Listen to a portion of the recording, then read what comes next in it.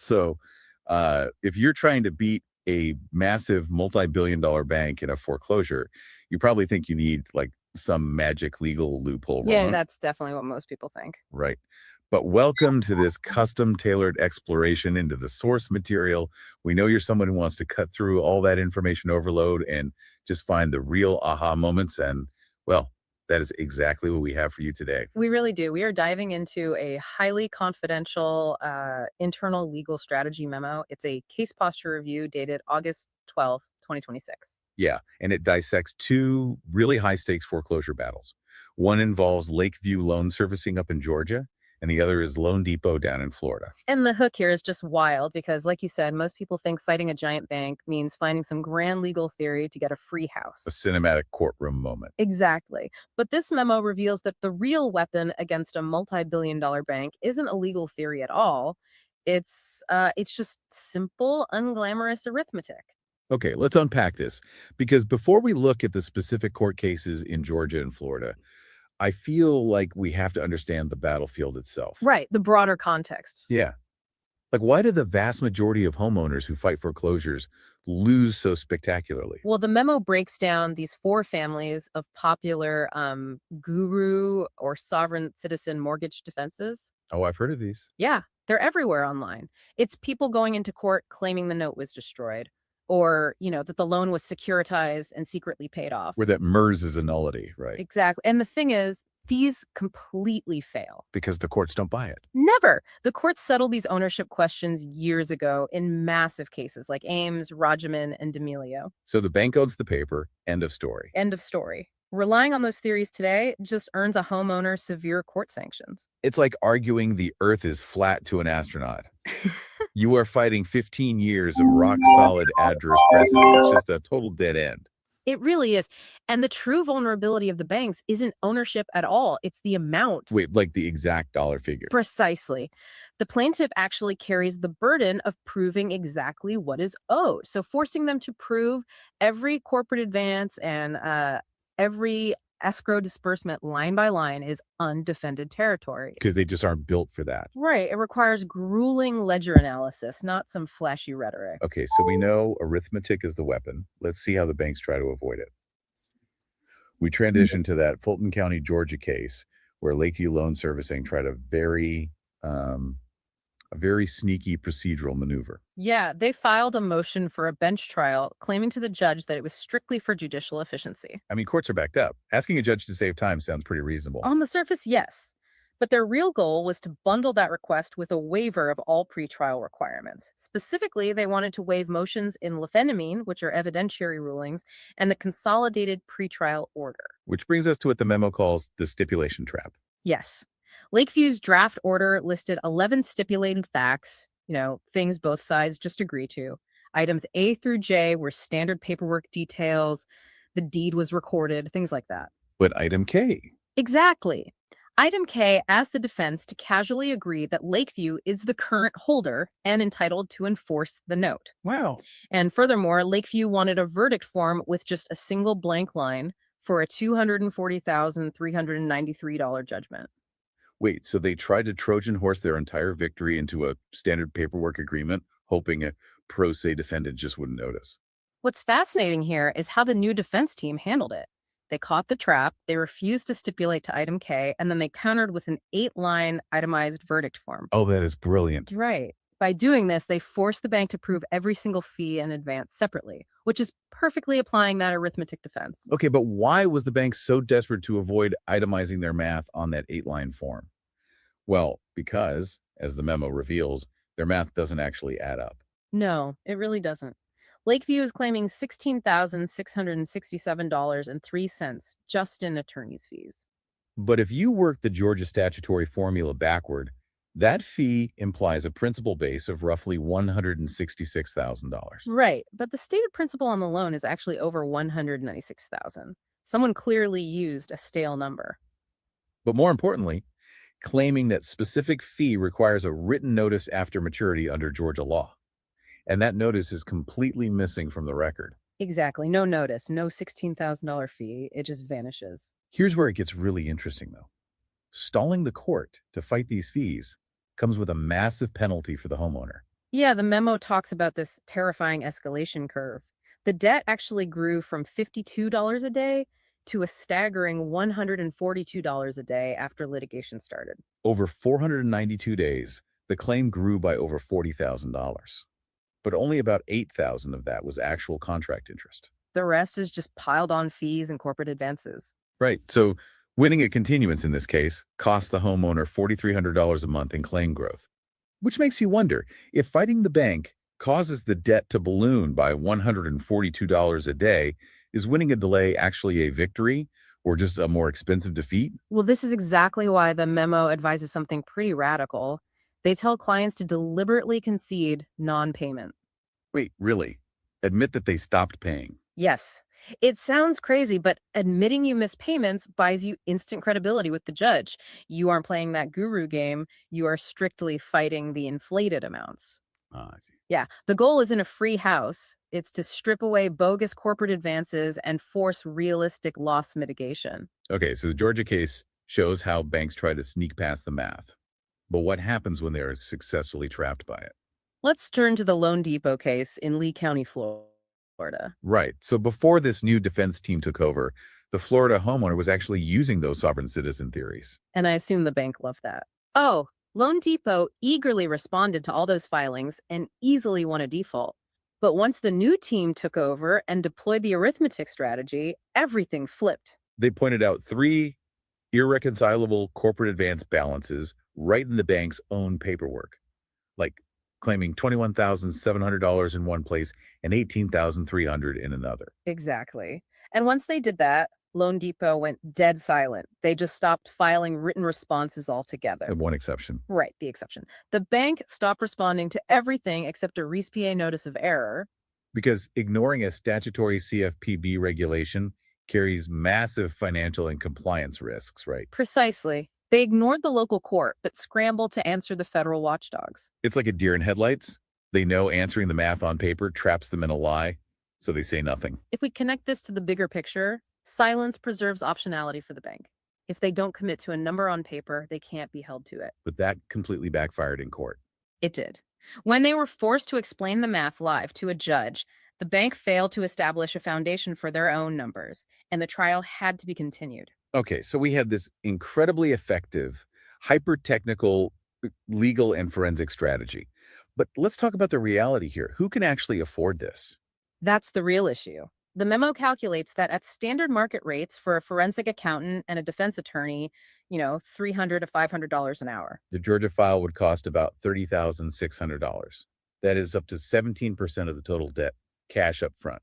which is impossible for someone in foreclosure. Yet the team generating this memo is charging a flat giveback rate of just $3,000 or $250 for an account review. Which massively disrupts the predatory guru market, charging 3 grand for fake documents. Hmm? But there are serious risks to doing this, right? Huge risks because this work involves high level legal judgment. I mean, analyzing UCC standing, drafting motions in limine, it really risks crossing into UPL, the unauthorized practice of law. And violating Mars rules regarding advance fees. Yeah. So what does this all mean? If they are giving a $30,000 defense for $3,000, is this an extraordinary Robin Hood scenario, or are they about to get shut down for acting like lawyers without a license? This raises an important question, and it really synthesizes the core truth of the entire document. There is no free house. Right. The debt doesn't magically go away, but by providing forensic level arithmetic at a fraction of the market cost, they're forcing the banking system to actually prove its math. Something the system is clearly not built to do. Not at all. It leaves you with a really provocative thought to mull over, honestly. Think back to that escalation curve where the debt grows by $142 every single day. Yeah, the math on that is just punishing. It is. If the bank's legal strategy is to just go silent, halt the trial, and wait out the homeowner while those fees and corporate advances pile up, at what point does the justice system's slow, inefficient pace become the bank's most profitable asset? That is a very dark way to look at it, but it makes sense. Right. What if the sluggishness of the courts isn't a bug in the system, but a feature the banks actively rely on to bleed people dry? Well, thank you for joining us on this exploration into the source material. Keep questioning the numbers you're handed, because sometimes the best weapon you have is just a calculator.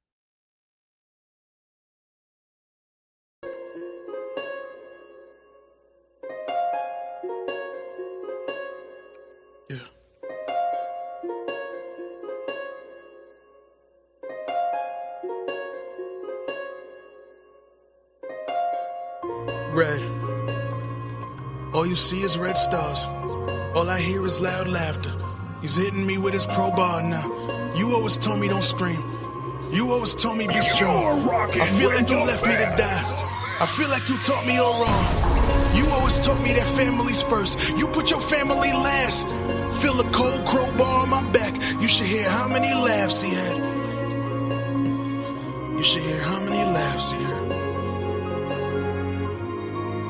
And all he did was talk about you. And all I did was think about you. Every time I think about pain, I end up thinking about you. Just think I was one of them little fools that really looked up to you. In my new outfit, we was joined at the hip. Oh yeah, I was hooked up to you. But not anymore. You're rocking with the best. The city is yours. I used to think you was like Mr. Perfect. Now I see too many flaws, too many buildings, too many smiles, not enough wars. Spitting up blood as I violently cough. You was his punchline, now I am yours. Ha ha, laugh at it. Yeah, big bro, go laugh at it. Now I'm all around you, just like the air you breathe. And I'ma make you asthmatic. And I don't really care if you beat me man to man anyways, cause I can't die. I am the guilt that you can't hide. I am the guilt that's inside you. Now all you see is red stars.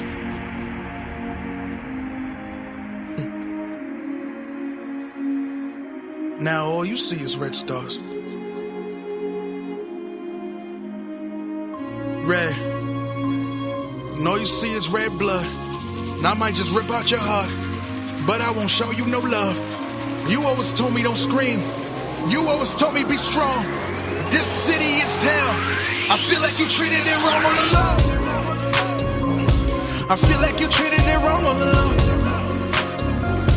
I feel like you treated me wrong all along. I feel like you treated it wrong all along. One time. I blame you, I blame you. I feel like you treated me wrong all along. I blame you, I blame you. I feel like you treated me wrong all along. I blame you, I blame you. I feel like you treated it wrong all along. I blame you, I blame you. All along, I blame you, I blame you. All along, I blame you, I blame you. I blame you, I blame you. I feel like you treated me wrong all along. I blame you, I blame you.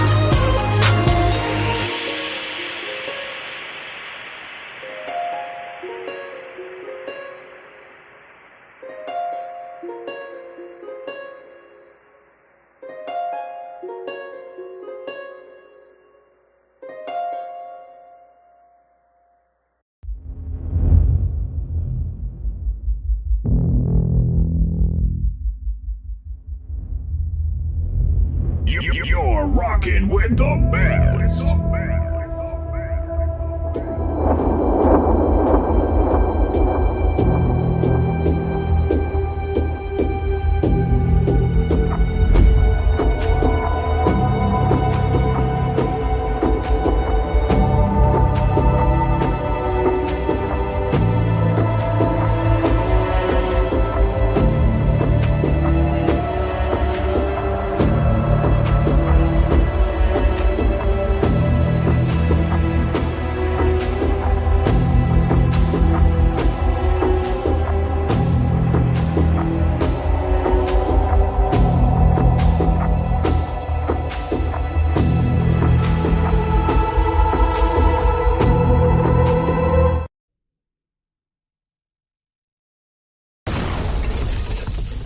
You're rocking with the best.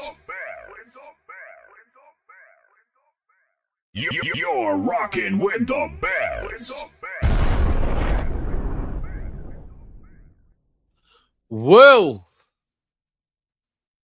it's been a long time. Shouldn't let you without a slow beat to step two, step two, step two. Welcome.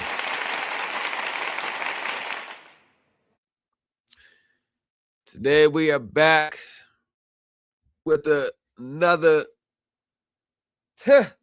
you know, every time I say, what am I going to talk about today?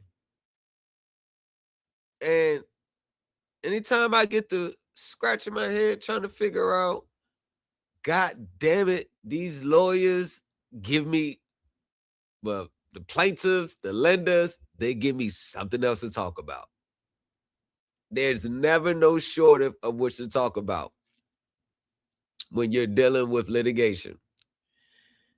Now, I have to make a correction from last night. Although we were heading into jury trial on the 25th, the plaintiff has now want to file a motion for a bench trial. Now they want a bench trial. Why do they all of a sudden want a bench trial? And we're going to get into why they want a bench trial and why they wanted the defendant to concede in a pretrial consolidated order things that would have had her lose the case as a matter of law.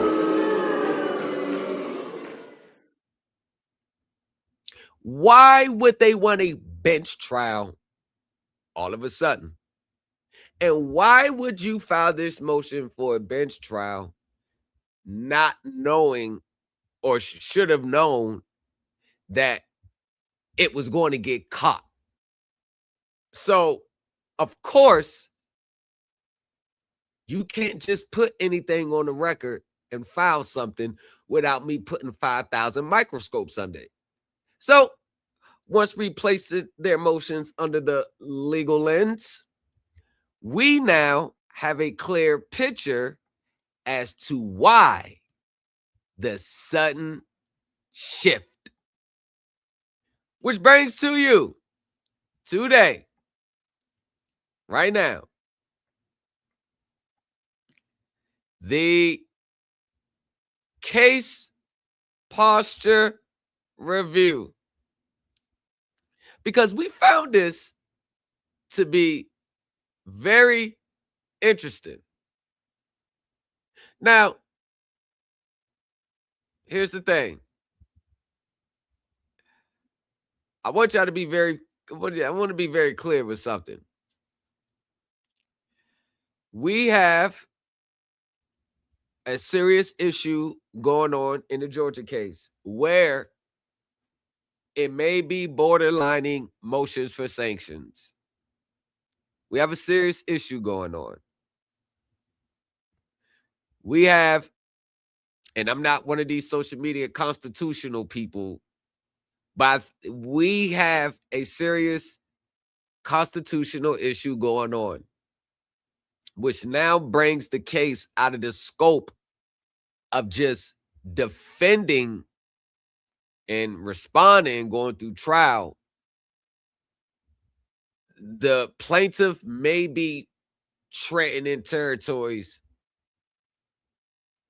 of an actual motion to dismiss with prejudice based on the actions of what they did. What they just did is getting, I'm going to analyze, I'm going to consult with some people to see if that's a viable motion. But if it, once I start diving deep later on, dive deep, I'm going to decide whether this should be a motion to dismiss with prejudice. Now, you know the implications behind that. If there's a motion to dismiss with prejudice, let's just say I snap my finger, it goes that way. I'm going to immediately instruct her to continue to make payments. And the reason, why would you tell her to make payments on the motion to dismiss without prejudice? The reason why I will instruct her to make payments because we will actually move for our own claims and charges against them, not charges under Title 18. You got to get that social media stuff out of everything people say. Because as long as the time we filed that complaint, she's actually current at the time. Now we can move towards the actual quiet title, because you don't have the default under the note as a defense. But it's getting in dangerous territories for them. So let's do this. Let's do a little timeline of what's going on. So July 30th, 2019, the note to movement mortgage in 2016 to $216,015. Security deed went to MERS as nominee. On November 22nd, 2021, the assignment of the security deeds from MERS to Lakeview recorded. On January 10th, 2022, a loan modification. The unpaid principal balance was reset at 3.125%. HUD partial claim deed at $53,262.49. On April 1st, 2024, loan due for this installments and no payments afterwards. On June 6, 2024, notice of default and intent to accelerate addressed to the property only. December 5th, 2025, answers and counterclaim filed pro se. And that was the point where I notified this person, and I tried to tell a lot of people, when y'all file y'all initial responses and complaints, and you don't nail them to the cross on your first response, you've actually put yourself behind the 8 ball. The initial response and the initial filing of the complaint is how the courts are going to view your motions and filings for every subsequent motion that you file. Making a first impression in court is one of the least talked about things, because nobody wants to talk about the first impression, because they only want to talk about, okay, I got it wrong, then let me get it right now. I wish that was true on how courts view subsequent motions. Now, in subsequent motions, you have to go in overdrive. You damn near have to be a perfect professional attorney to get the judge to not view any subsequent motions through the lens of your first. 2 stages that I've seen that a lot of pro se litigants does on their own, and when they're really not supposed to be doing those on their own. They're really supposed to be seeking qualified assistance. That is at the initial complaint stage. And the second one, which is probably more important than the first one, it is at the discovery stage. So many cases are butchered by pro se litigants at the discovery stage. And here's the harsh reality. It doesn't matter that you didn't know it then. It doesn't matter that you was just first starting out, because the severities of butchering your own discovery is in many cases you can't recover from. Once that door closes, discovery, that right there, normally where deals are made, normally where default balances are thrown out and you restart fresh, those times are over with. So now you have to spend the rest of the litigation chipping away at the evidence that you could have already had on the record, requested, and did your motions to compel. You're back and forth. And let's say you got one of those motions granted. That would have significantly shifted their tactics, because now, instead of providing the evidence you need to scalp them, they rather make a deal. But in too many times I've seen it, many people are filing the initial complaints on their own and doing their own discovery, and they're butchering them. Now, January 28th of this year, plaintiff's motion for protective order. There should have been a motion. There should have been a motion fighting that. There should have been a motion fighting that. But once again, once you're pro se and you start out doing things by yourself, you don't realize the errors and the destructions that you make. I know you don't look at it like that. I know with some cases it's hard to look at it like that, because then it drives the question in, what if you butchered your case all the way from the beginning that you can't come back from? It's not uncommon for people to be spending more time trying to correct the pro se litigant's mistakes than just adding on and, advancing the objectives. But these are the harsh realities in pro se spaces. Even if you don't fully understand what you're doing, many pro se litigants think they're equipped to go fight their cases on their own. Now, on March 30th this year, the counterclaim was dismissed. Scheduling order closes discovery on June 12, 2026. Counterclaims would have been a powerful tool. So now we have a counterclaim. We have the amended response, the response and affirmative defenses, and we have discoveries. 3 of the most powerful pretrial stages that continuously the pro se litigants already doing it themselves. June 12th of this year, discovery closes. No motion to compel filed on the original note. See, all this takes place pretty much before the litigant actually reaches out to someone. Now, in July 8th, loan care written response to defendant after the cutoff. July 24th, notice of trial, 2-week civil jury trial. August 26th, plaintiff circulates pretrial draft, $240,393.88 through August 21st, plus $16,667.03 in fees. On August 10th, plaintiff moves for a bench trial and to waive all jury-related pretrial requirements. I wonder why. August 12th, this morning, defendant files amended answer with express jury demands.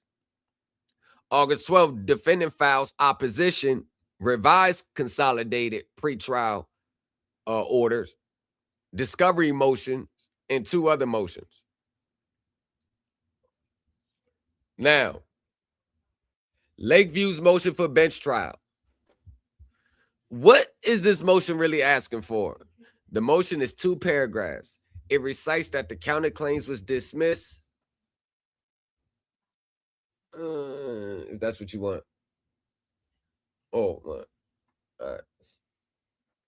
It recites that the counterclaims were dismissed.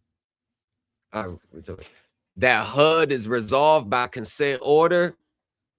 That only judicial foreclosure and suit on the note remain, and that neither Lakeview nor defendant had made a jury trial demand. Then it asked the court to grant a bench trial and to waive all pretrial requirements and deadlines pertaining to jury trials in its notice of trial, including the proposed consolidated pretrial order, motions in limine, voir dire jury instructions, which I am excellent at, having to sit through my own jury instructions, request for jury charges, and proposed verdict form. Just wave it all away. Just wave it all away. 3 stated justifications: defendant's pro se status, the equitable nature of judicial foreclosure, and judicial efficiency. I scalped them left and right in the motion, the opposition to a bench trial. This is where it's getting into murky waters for them. The case reading this as routine. Fairness requires stating the benign reading first, and it is not weak. The Rubin Lublin files, judicial foreclosure actions in volume. A motion to convert a jury calendar setting to a bench trial in a foreclosure case where no jury demand appears on the docket is standard practice, not necessarily a reaction to any particular filing.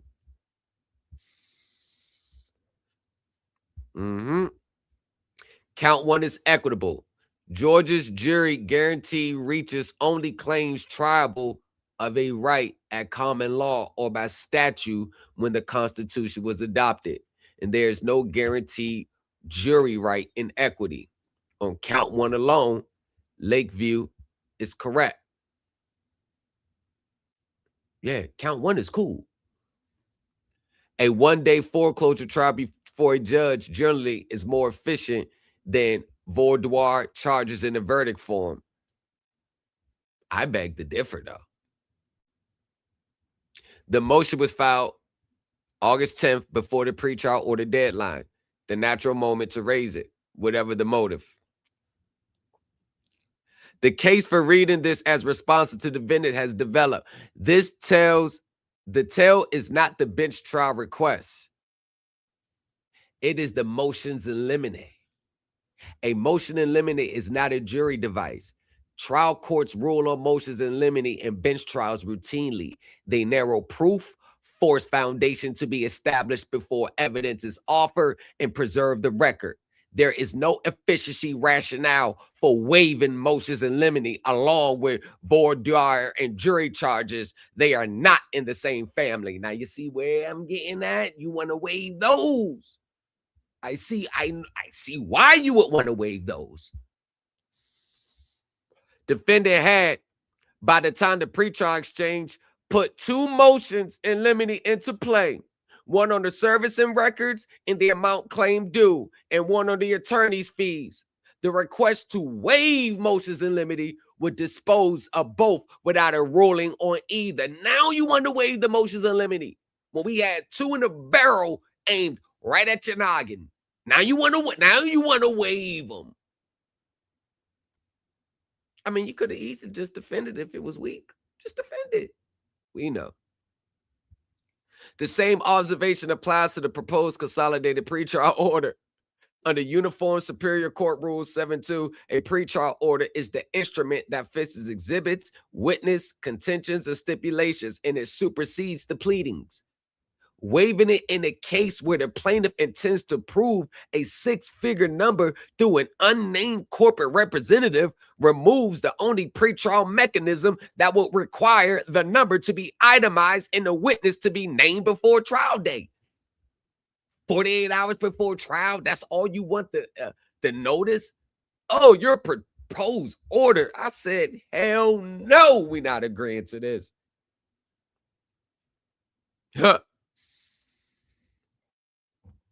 The bench trial request standing alone is defensible and partly correct as a matter of law.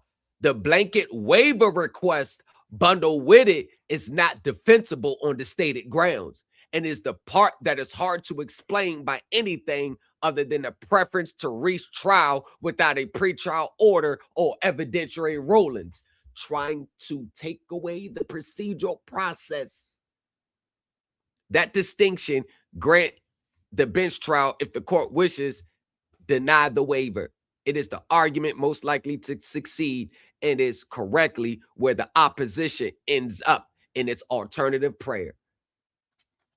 No, we're not about to skip past the pretrial orders and this and the deadlines and no.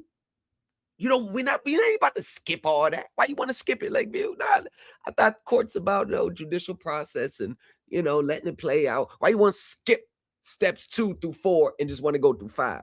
No, absolutely not.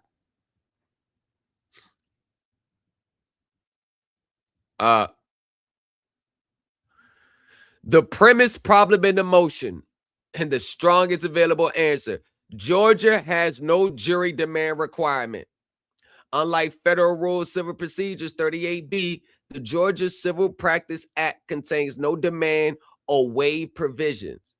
OCGA 91138 states only that the right of trial by jury as declared by the Constitution of the state. Remember, Constitution of the state, Constitution of the state, Constitution of the state, not just the federal Constitution, means states' constitutions are just as important and enforceable. But why do y'all want to skip the state constitution? Let me guess. They're not properly enacted.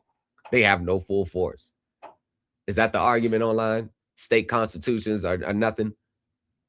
They're nothing. Hey, can somebody, I will empty whatever's in my bank account and give it to the person who said, and they won their case because the courts ruled that the state constitutions are invalid. You have it.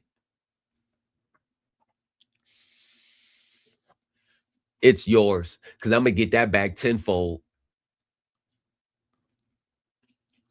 Waiver occurs under OCGA 9-11-39A only by written stipulation filed with the court or by an oral stipulation made in open court and entered onto the record. So the motion's central factual premise that neither party made a jury demand is legally beside the point on the legal count. On count 2, the absence of a demand waives nothing because no demand was ever required. See how they think they just because they lawyers they can just play little word games? Absolutely not. Now,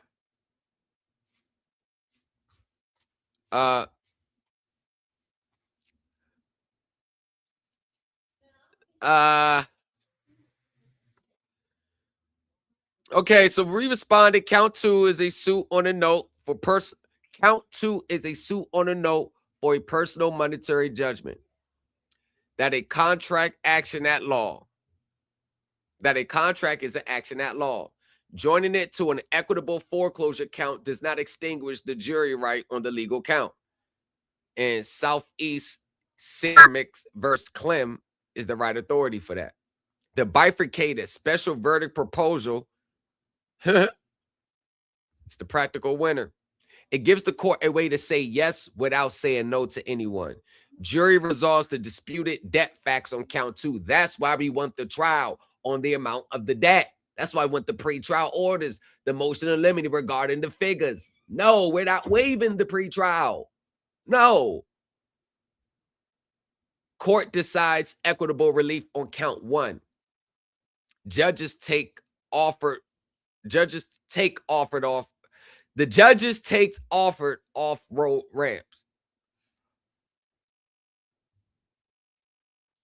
The alternative prayer is the most valuable paragraph in the brief. If the court orders any specific issue tried without a jury, preserve the consolidated pretrial order, motions in limine, exhibits and witness disclosures and objections without treating a non-jury setting as consent or waiver. That paragraph survives losing the jury fight entirely, and it protects the 2 motions in limine because those 2 motions are pretty much the central theme of her defense. You cannot go to court and say that you didn't sign the note after you've already had a loan modification. You can't go to court and say that's not my debt. You can't go to court and say securitization kills the debt. You can't go to court and say, oh, show me the note. You can't go to court and say, hey, they transferred this mortgage into the remake late. You can't go to court and say those things. I'm sorry if they're still online peddling it. I'm sorry people like April or June still talking about some pulling a service agreement and you can get your property address to show that your loan was sold to Wall Street. What the hell does that have to do with making a legal claim in court? Nothing. Oh, April or June, by the way, they don't even file Schedule A anymore with their disclosures. They stopped that practice in 2002 due to privacy related issues, having people's properties plastered on a public database. So they don't file that. The SEC doesn't require the addresses of the loans in the pool. What you're still referring to was a practice that they were doing in the 90s, in the early 2000s, about 2001 and 2002. So when you saw that with your address in there, you was looking at a prospectus from like 22, 23 years ago. And they don't do that today. You will never see a address of a particular mortgage pool that's been transferred to an investor's filed in the public records. So actually, factually, April or June, you was given 2002 instructions on what someone should be doing in 2025 in your video. That's actually what took place. Because I know if you try to go, oh, let me see if I can find my address, you'll never find it. And when you don't find it, let me give you a piece of advice. What you can't do is say, oh, they're just trying to hide it. It's a conspiracy. Let that not be your first rationale. How about your first rationale should be, well, maybe they don't practice that anymore. So maybe what she was talking about doesn't apply today. Let that, start talking to yourself in your head. Start giving both sides of the fence. We can't always necessarily assume that something is a grand conspiracy just because you meet a roadblock. Sometimes when you meet a roadblock, it's because whatever you're trying to pursue in what fashion is not the proper way to go. Y'all, give me 1 second. I gotta do something. Give me 1 second. I gotta do something right quick. Hold on. Give me 1 second. They studying the source now. Supreme Elite. New Empire talk. Came on reading numbers. They were reading memes. He was reading filings. Planning out the dream. Turn every late fee in the case law heat. Judge bang gavel. He don't skip a beat. They like how you flip stress into assets. How you turn a loss in the last check. Thomas took notes, broke codes, then he proved it. Now the classroom global and the language fluid. Thomas is the blueprint. Write that in the sky, let the crew print. From the courtroom smoke to the new man. He designed the way we move our 2 cents. Thomas is the blueprint. Supreme Elite team, that's the school stamp. From the first lay build to the full camp. New culture empire, watch the flag plan. Supreme Elite Team University. Turn the credit score into currency. Turn the closed door to a first key. Turn the side job to a legacy. He beat odds, then he beat litigation. Now we teach law like a new translation. From confusion into consultation. From survival into foundation. They log in, lights on in their eyes now. Section this, call that. They reply now. He like, know your rights, then apply now. God, that's the real drip.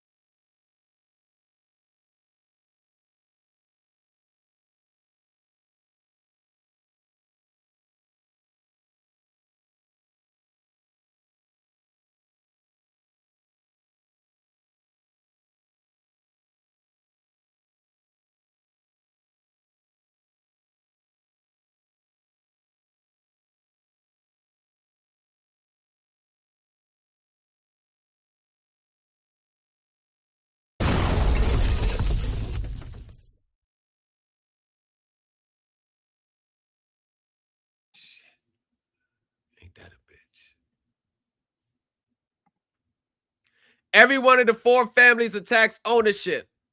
None of them attacks the amount. Ownership is the most heavily litigated question in American foreclosure law.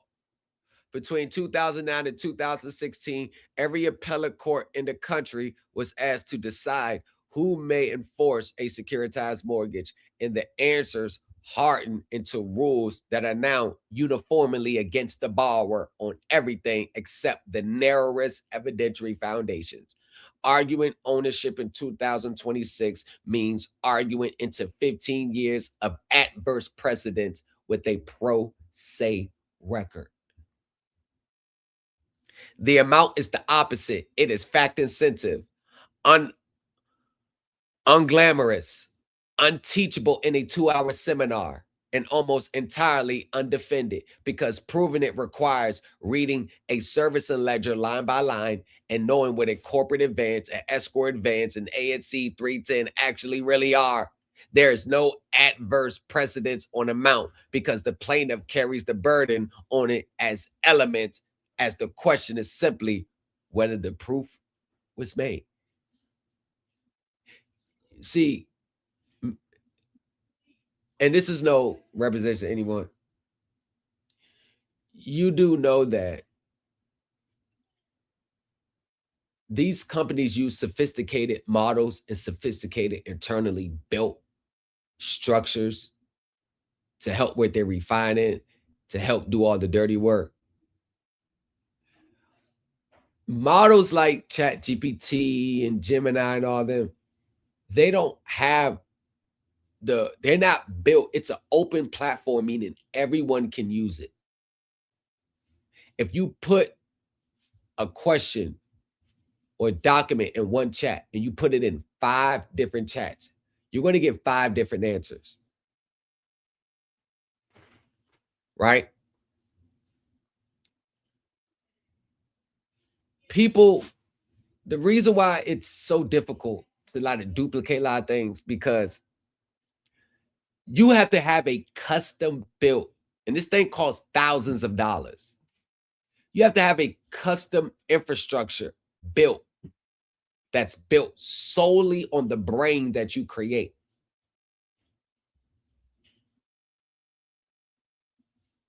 The infrastructure, the safeguards, the stress tests,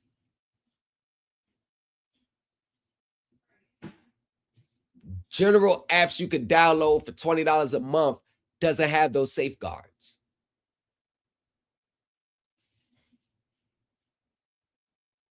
That's why actively having my app built. And no, I'm not building it. I don't code nothing. I don't do that. I understand what it is, but I let the IT guy handle that. I let my cyber guys handle that.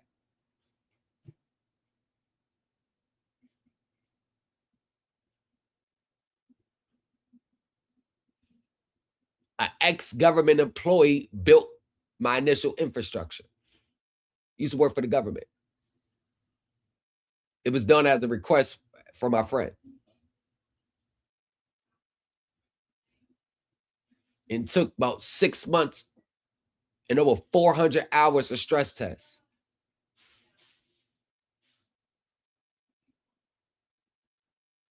Now it was up well over probably like 2,000 hours of stress tests.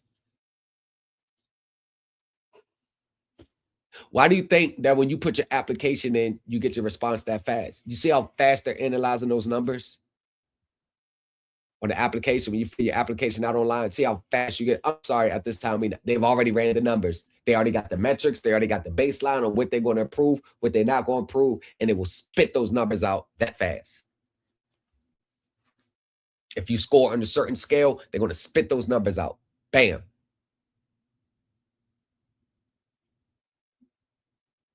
Everything over here has been custom built for what you can't duplicate none of what I do. Even lawsuits, you can't even duplicate. You can't even duplicate my lawsuit. Ask the 5 people that tried this year and lost to credit acceptance. That's what I'm saying. There's no template you can copy over here. There is none.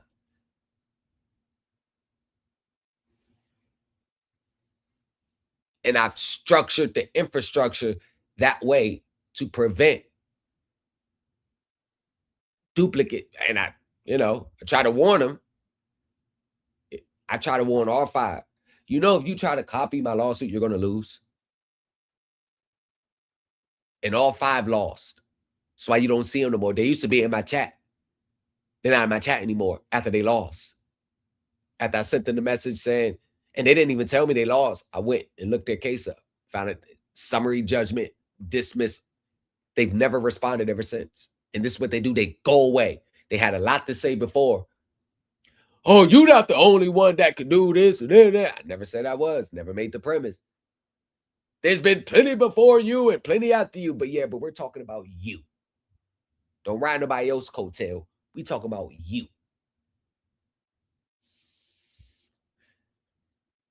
Started out with a praise from high heaven.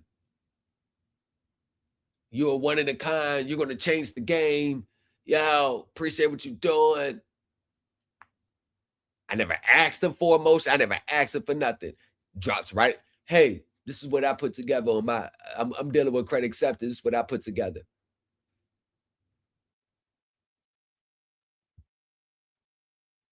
First 3 pages, I said, God damn, he fell into the trap. He fell into the new culture trap. Thinking you're going to get the same results I get by copying my lawsuit. Thinking you're going to get the same results. Damn. God damn it. No. It doesn't work like that. Sadly enough, credit acceptance was blindsided by me.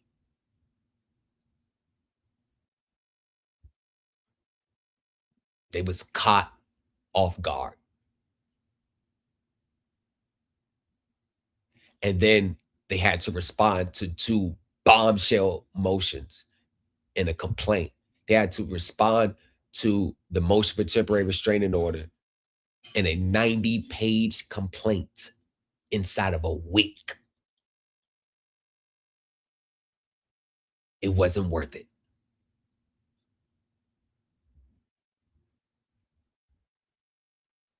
But now they see those arguments coming. And they have defended vigorously against them now. Because the ones who's raised the same argument is just like presenting a final book report as yours without even understanding how the book report was put together. You didn't do the work. And all 5 of them tried to ride off my work and ride my coattail into glory. Life doesn't work like that. You got to put your work in.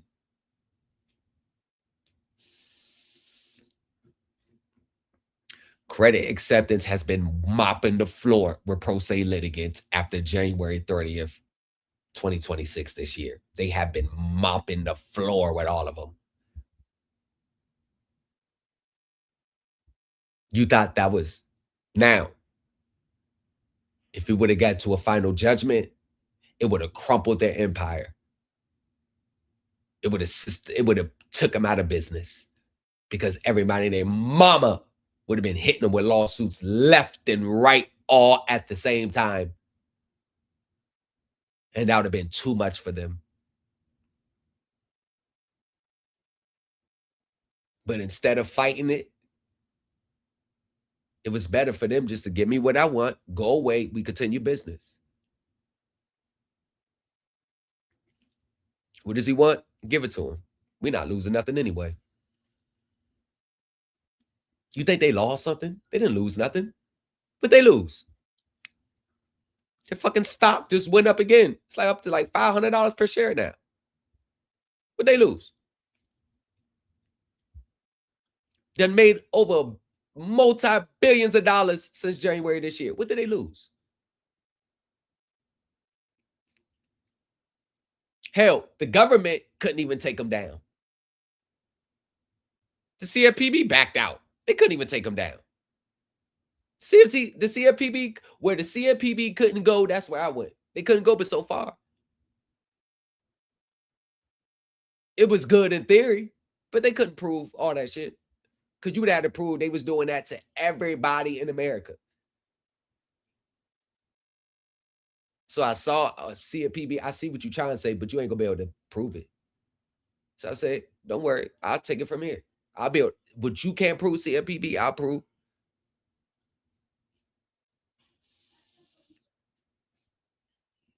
And I called the CFPB, and their litigation department called me back. And I was on the phone for the 20 minutes. And I said, yo, y'all doing it wrong. This is what you got to do to prove. I know what you're trying to prove. Here's my, what's your email? And I sent them my complaint. This is what you got to prove for every single one. So you're going to need everybody's contracts. Y'all don't got that time and resources. Y'all, and they end up dropping it. New York was going to be the first one to put a dent in them. What they do, quietly settle. Remember, it was New York Attorney General and the CFPB in a joint complaint. The CFPB dropped out. It was just New York. What they do, quietly settle. Quietly reached an agreement. Who's really winning? I mean, think about it.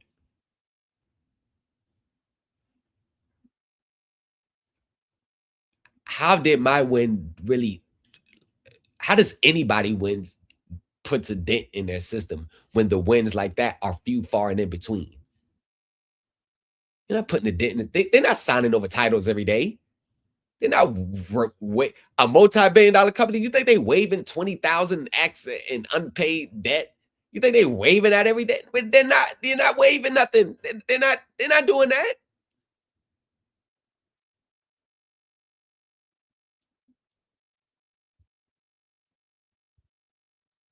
They're going to appear, vigorously defend, and if you got some claims that's like, they're going to drag your ass and compel the arbitration clause. Get you into arbitration, offer you a little something to, we'll remove all the debts. You can start making your payment. Something, offer you a little something, you're going to take it, you're going to go away. You bring a lawsuit against them, they're immediately going to file a motion to dismiss because they employ a vigorous law firm.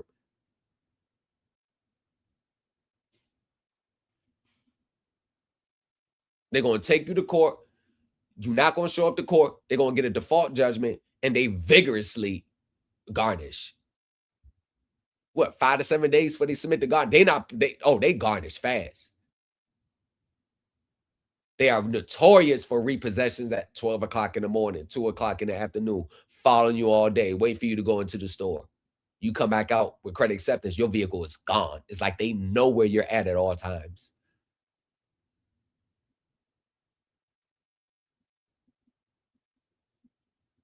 One person got repossessed.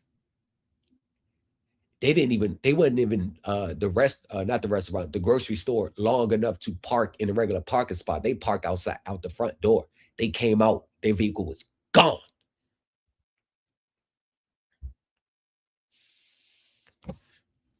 And once they're in possession of that vehicle, it's over. You're not getting nothing back. Once you're in possession of that vehicle, that's it. Once they're in possession of that vehicle, that's it. It's too late. Because unless they violate the statutory requirements before repossession, unless they do that, and they don't really violate that,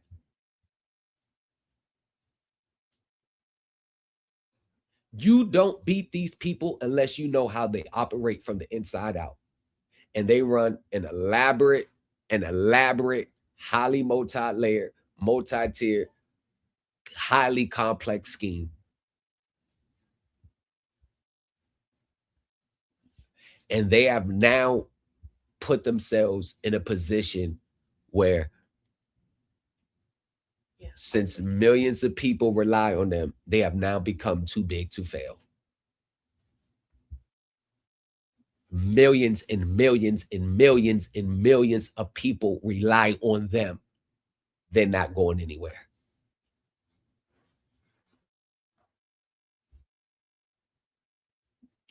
Nobody in this space is going to topple the system. There are more people who rely on this system than people who hate the system. You can say whatever you want about securitization. Securitization allows you to finance the vehicle. It allows you to finance the home. It allows you to get that line of credit on your credit cards. It allows you to do the things that you otherwise wouldn't be able to do if you had to spend your own dollars or don't want to spend your own dollars. It is a necessary evil. I'm not saying I agree with it, but I understand it. And when you understand something, you see the bigger picture and you stop making it about fraud and they did you dirty and they did you wrong, because the system is way bigger than you and I. See, I want to make everything about you, what they're doing to you, not knowing this is a standard practice that's heavily regulated.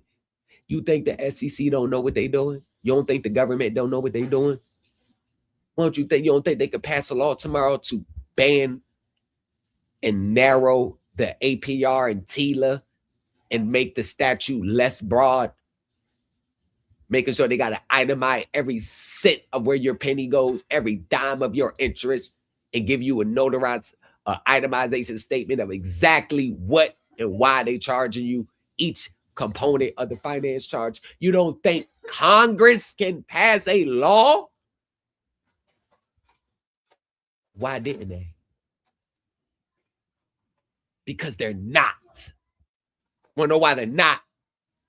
Because that system, securitization, that keeps the government running.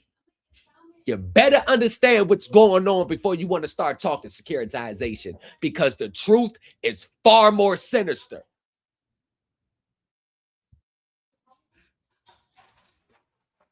You better get out this social media. I've been so a victim of the. You better get, if you want to attack these people, you better drop that mentality out the door, or you're going to be swallowed up whole, and they're going to chew you up and spit you out.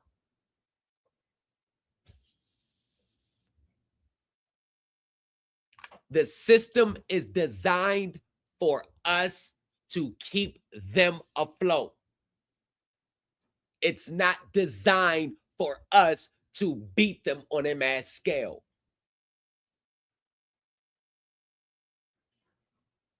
It's designed for sprinkle a little win there, sprinkle a little win there. All right, this person won the mortgage here, person won the auto here. Got one over there, somewhere over there, a few states over. It's not designed for 10,000 titles to the homes free and clear. It's not designed. It's not designed for 20,000 vehicles and debt wiped away entitled to the vehicle. It's not designed for it. Courts are not set up to grant those remedies on a mass scale.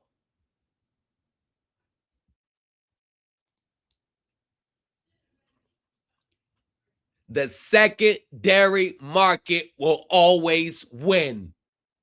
You will never beat it.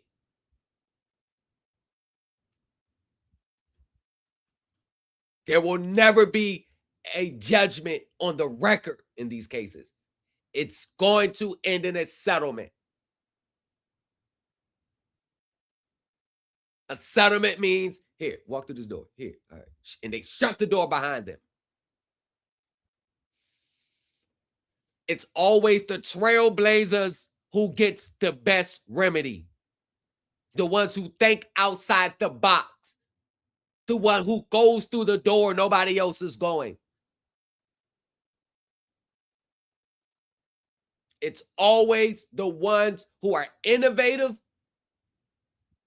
who are doing the opposite of what everybody else is doing.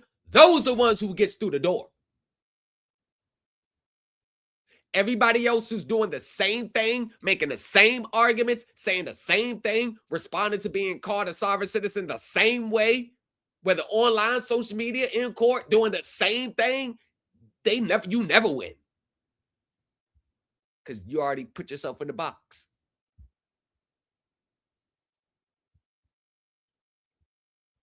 It's not because one person is special over the rest. It's just this. Why do you think you don't see titles free and clear online all day, every day like that?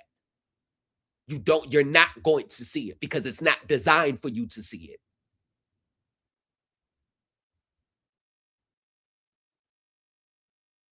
That is an extraordinary, rare remedy to keep something and not have to pay for it. That is an extraordinary, that is a less than 1% remedy, less than a percentage point. But everybody seeks it as the go-to remedy in this space.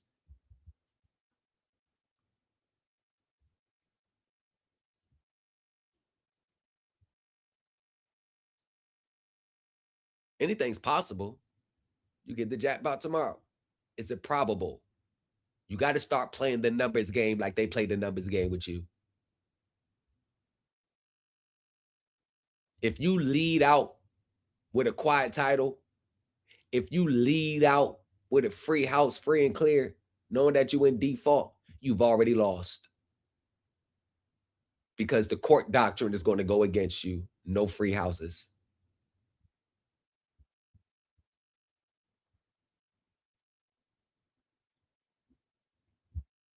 You got to chip away at that relief. You got to survive so many different stages. You got to be in litigation for so many long. You got to have so much dirt on them. You got to hit it for so many angles. But leading out in your complaint and winning that, you've already lost. Now, why is that unpopular?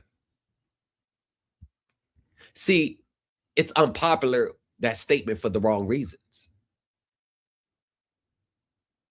It's unpopular to many people because they are looking at it on a hope base. They're not looking at the numbers. They're not looking at the probability.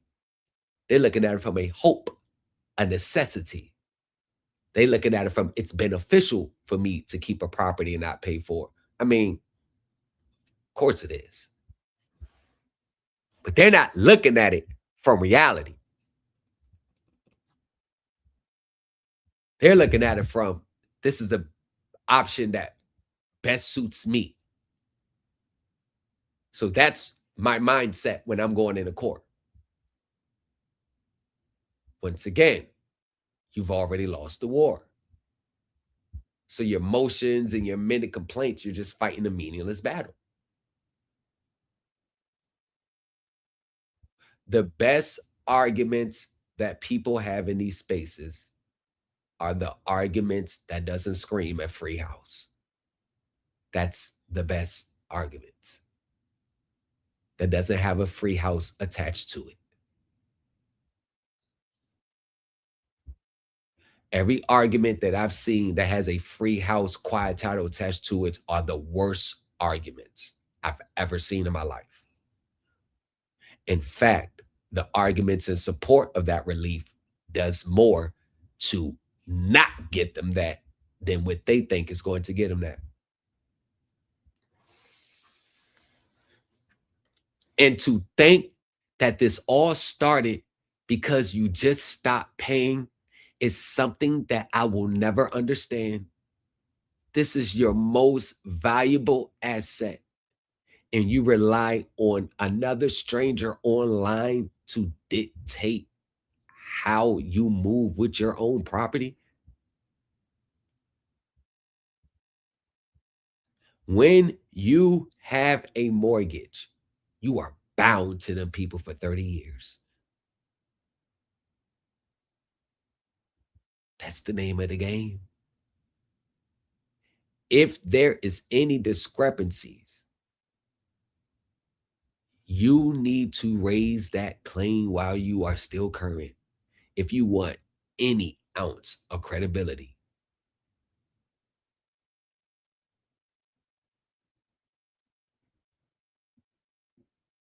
If you are in default, before the judge even starts to hear your side, you're going to be ran through the legal ringer.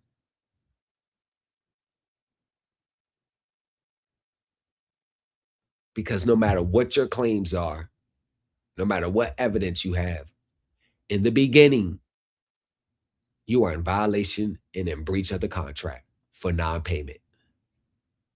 Sorry, nobody sees anything but that in the beginning. Arguments, challenging the affidavit, challenge the business record, challenge this, you are in default under a legally binding contract.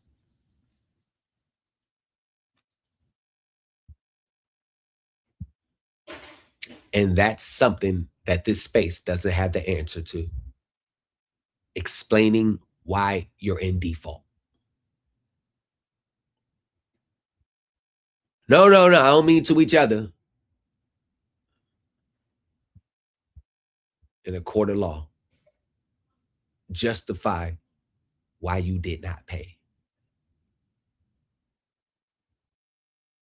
You actually thought I stopped paying without a legal justification? Without a legal justification? You don't think the law, I was protected by the law when I stopped paying? I would have never done such a thing unless I was legally protected. When you stop paying, you need to be able to support that non-payment by law. And if the law doesn't say it, there is no amount of social media teaching or package or advocacy that's going to help you.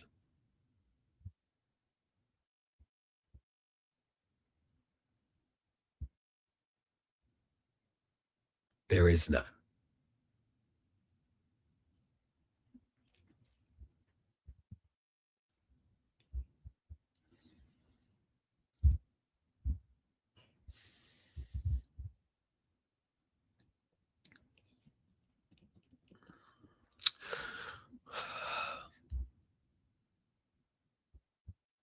This is the whole thesis, and it is visible in both files. The Florida matter is winning continuances on foundation and figures, not on securitization. The Georgia matter is fighting over an itemized verdict form and a fee base, not over MERS.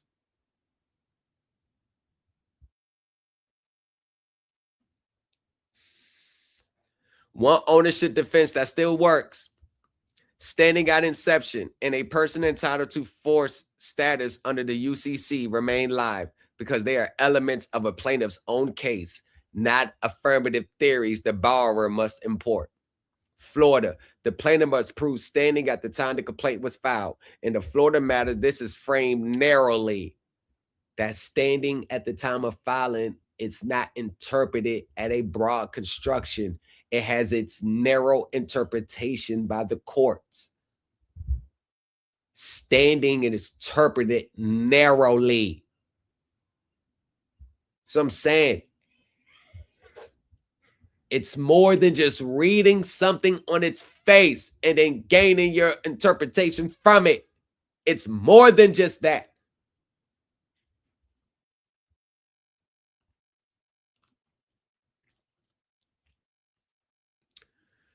The Florida matter, this is framed narrowly. Possession not established by a copy. A certification of possessions does not explain how possession was obtained.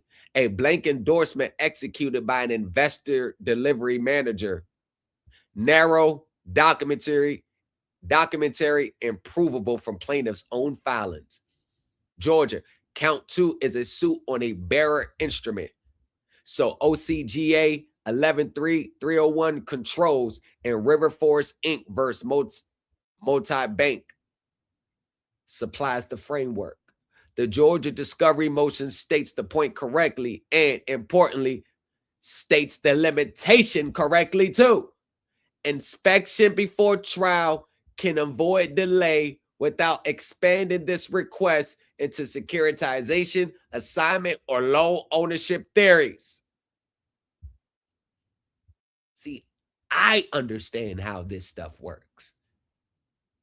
That's why I put those notices and limitations and concessions into the lawsuits. Want to know why I put it there? Because in court, conceding a point where you know you can't win garners credibility from the judge. The judge takes your claims more seriously when you understand the law and you recognize points that the law is already settled instead of fighting everything.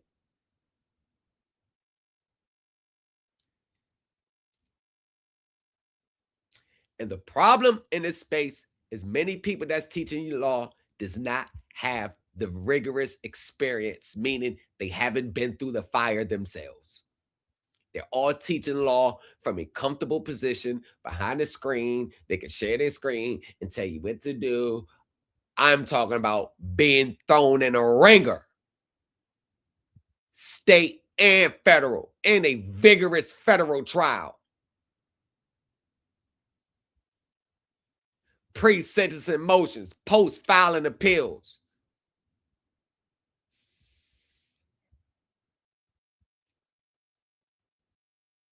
Nothing surprises me in court.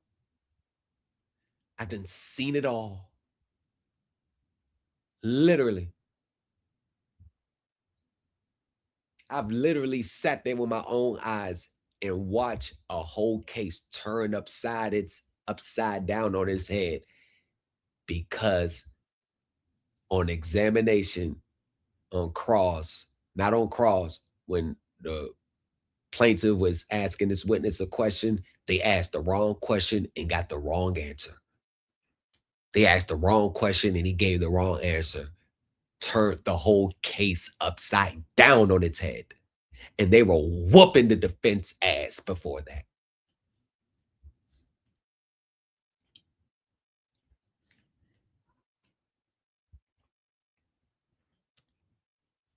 Judge threw the whole thing out. And that was their central witness. I never forget it. Hold on a second. Counsel's approach. I said, oh shit. I said, oh shit. I seen the plaintiff's face. I said, oh shit. I said, oh, look at this shit here. Oh shit. I got based on the statements, man, witness, this case has now been dismissed. I said, damn.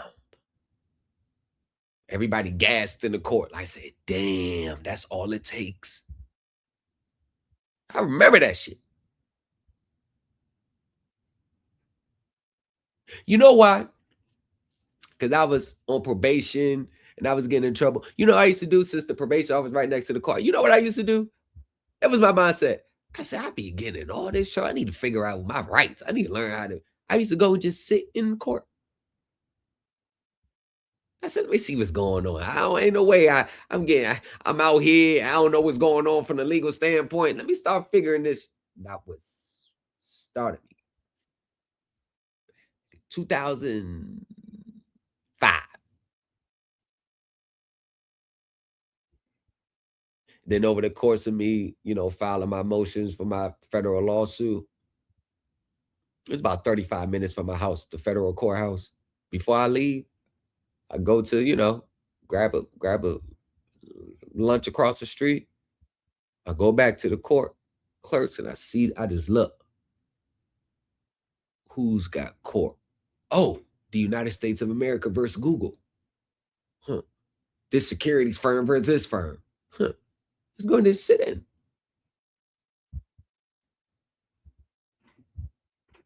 I'll go and just sit in.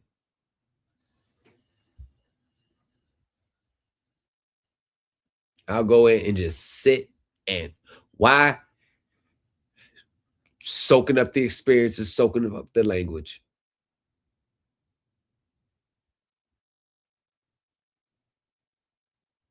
I hear something like Rule 29, Rule 35, Rule 29, Rule 35, Rule 37, Rule 4. And I leave the courtroom, go to the clerks. Can I get a pen?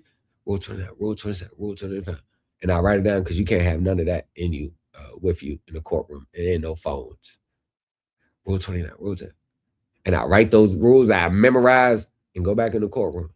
Every time I hear something else, I gotta tell it to myself 50,000 times. Go out, go to the courtroom, write it down, put the piece of paper in my pocket, go back in the room, and I start accumulating notes.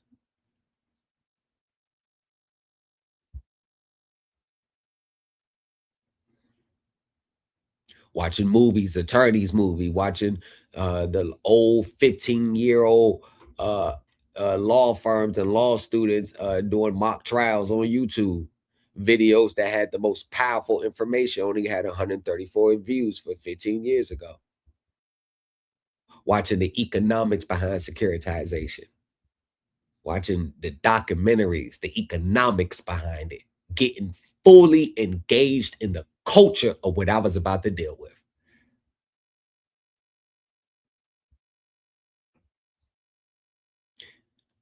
The amount of dedication it takes, I don't think many people in this space has the time to dedicate towards it.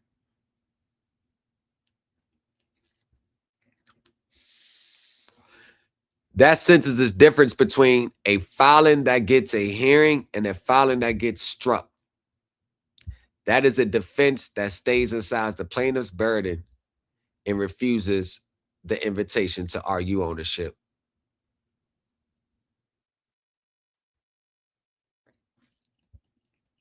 The real limits of foreclosure and mortgage defense, stated plainly, because both clients are entitled to hear it, and because overselling is the single fastest way to end up on the wrong side of the line described in Section 7.3. The debt does not go away. There is no accounting theory, no securitization finding, and no records defect that discharges a note the borrower signed and did not pay. Every credible outcome in both matters is a different number or a different timeline, not a free house. Remember when I said yesterday, it's not one thing, it's an accumulation. Remember I said you got to rack up the leverage points before you can pull the lever on that. The reality is there is no quick, free way to get out of your mortgage and keep your home. Many have tried, many has failed. I don't care what they say online. I got 30 years of court opinions, court rulings, and court orders that says otherwise of what they tell you online. 30 years.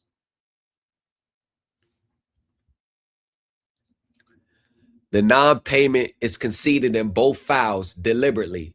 The Georgia defendant's outline admits she has not made all scheduled payments. The Florida proposed answer admits non-payment beginning May 1st, 2023. Those concessions are correct. They buy credibility for the amount fought. They buy credibility for the amount fight, but they also mean breach is established and only quantum and procedural remain contestable. Amount defenses reduces judgment. They rarely defeat them.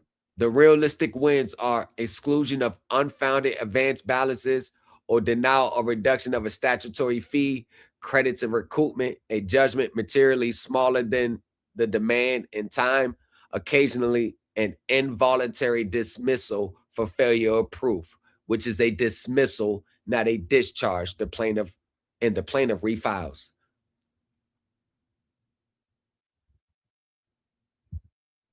Sooner or later, that's what Loan Depot is going to do. Dismiss their own complaint on their own motion. Tighten up and file again. Let's say that happened tomorrow. You know what I tell them? Call them people. Get on a payment plan. Start making your payments again. And maybe, not what you want to hear, but at least when we pull our leverage, you don't have that red account, that account in red hindering what we're trying to do. I mean, after all, y'all did get the mortgage. I mean, you're in the house. I mean, I hope y'all not looking at it like y'all just want this to be free because I've been very clear with both of y'all on the phone. This is not a get me out of my obligation defense. This is not a free house defense. This is a realistic defense on what's provable by the record. So you already know that. I've been telling y'all this since day one. I'm not a you keep the house and don't pay. That's not what this is. There's so many things that so much ground that we still got to cover before we can even explore that. And the arguments that get you closer to there, you cannot raise them while you're in default.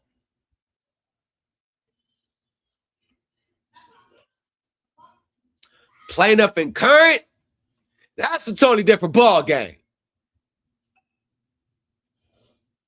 That's a totally, I ain't even gonna spill my trade secrets. Plaintiff and current, oh, we attack him at the inception. And I got case law to support that.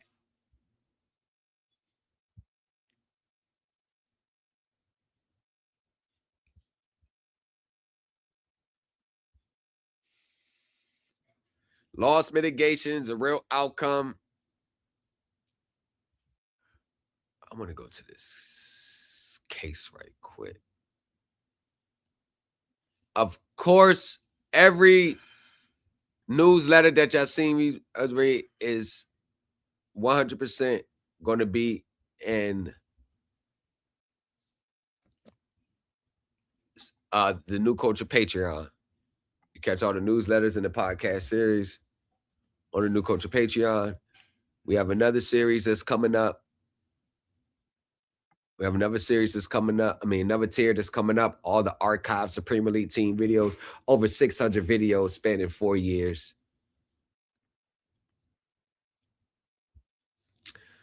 So we have this. Plaintiff Thomas J. D'Amelio cases exemplifies the complexities of modern day financing involving a veritable host of legal entities that claims varies. Successive property interests in plaintiff's promissory note and security deed. Unfortunately, plaintiff's particular circumstances are further complicated by his voluminous exhibits, convoluted explanations, and often irrelevant legal arguments, aka 98% of court damages are what the pro se plaintiff already does to themselves. Look at this. Look. Where is that? Unfortunately, plaintiff's particular circumstances are further complicated by his voluminous exhibits, convoluted explanations, and often irrelevant legal arguments. This case exemplifies the complexity of modern day financing, involving a veritable of hosts of legal entities that claims vary, successive property interests, and plaintiff's promissory note security. So I'm already telling you, the corporate finance world is a highly complex multi-tier world. I'm sorry. I'm not going to water down the shit that I've seen, the shit that I've had to uncover, the time it's consuming. The corporate finance world is not the world for the average everyday person. It is too complex. It's highly multi-tier, very nuanced. It takes discipline, patience, and time to figure that word out. And a lot of time. It took me 3 years to build Set U.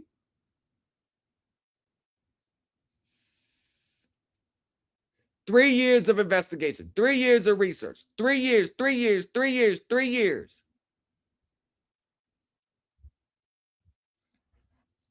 Social media always wants to accelerate those times, which normally take 6 months to 2 years, 30 to 45 days online. What's the number one question people always ask? How long is this going to take? How long till I get some results? A mindset is judged by the words that come out of people's mouths. Anybody that says how long this takes, how long it's going to do, you have a debt elimination 30, 45-day mindset of which you're accustomed to hearing the answer. People don't want realism. When this is this shit like this, you got to be the most real. Nobody wants real. They want lies. You want to be lied to. That's what you want. You want to be lied to. You want someone to tell you you're going to get your house free and clear, knowing it's not going to happen. That's what you want to hear.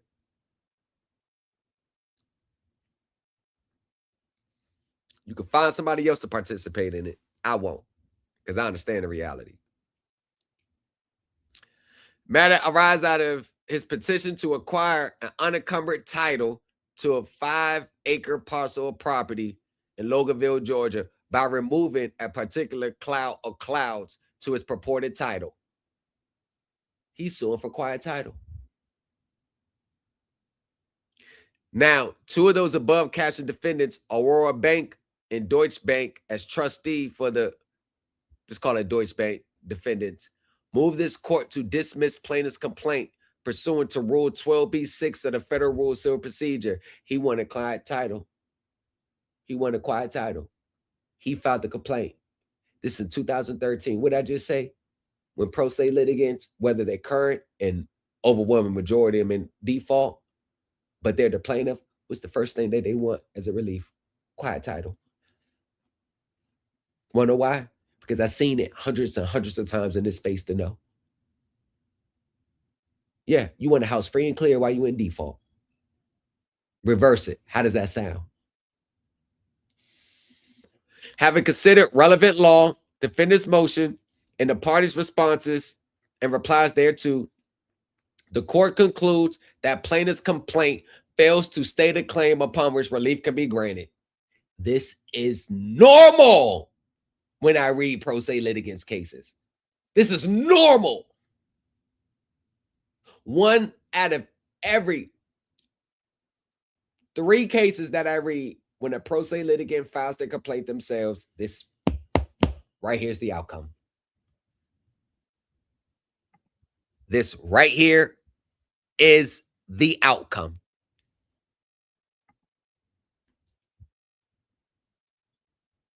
Thus, defendant's motion to dismiss is granted, and plaintiff's complaint is dismissed with prejudice. As to all defendants, defendants' remaining motions to strike are terminated as moot. Defendant cases, so we already read that. As far as the court can discern from the pleadings and appropriate exhibits, the general facts are as follows. Notice how the court in any cases is going to start with this, in which nobody on social media can provide a legal and viable answer to combat it. Plaintiff and his wife executed a promissory note to obtain $42 million. I read that right? A $42 million loan from defendant descendants home loan Inc. on August 20th, 2007. Oh, this one the time they was giving money away. Oh, in 2007, you wanted a mortgage in 2005, 6, 7. You could have been working part-time at Safeway. You would have got a $500,000 mortgage. They was giving mortgages away in 2007.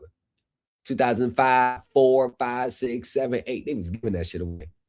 Hey man, what's your loan your income? You want to know why? Because that's when the CDSs and the insurance, mortgage premiums, insurance was kicking in. That's when securitization was hitting this boom. Man, they was trying to generate as much receivables as they can. They ain't give a damn if you couldn't afford it or not. So in many cases, from my investigative research, yeah, you only made $10 an hour on your application, but when they submit the underwriting securities, you was making $25 an hour. Yeah, they was jacking up your income. Facts. Because I did my investigative research over this whole culture, this whole era, the whole mortgage bubble era from 2004 all the way up to 2014. I focused, narrowed in on this. The promissory note in turn was secured by a security deed on 5 acres of plaintiff's property in Loganville, Georgia.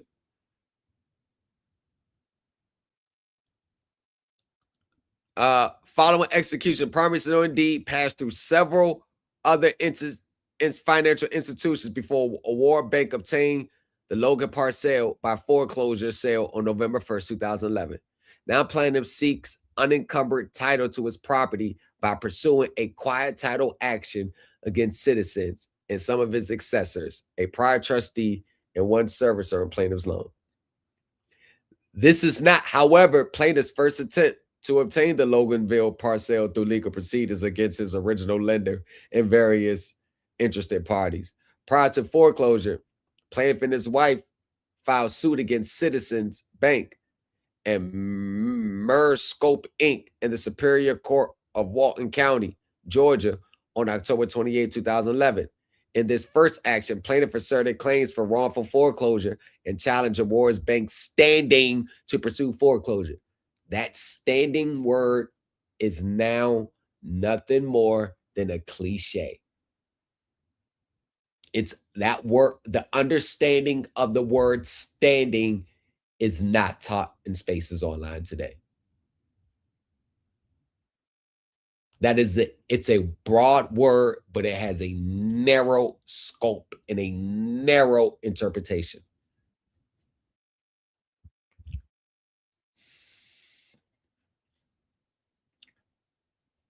February 9, 2012, defendants properly removed the first action to this court. Defendant then moved to dismiss the first action pursuant to Rule 12b-6 for failure to state a claim upon which relief can be granted.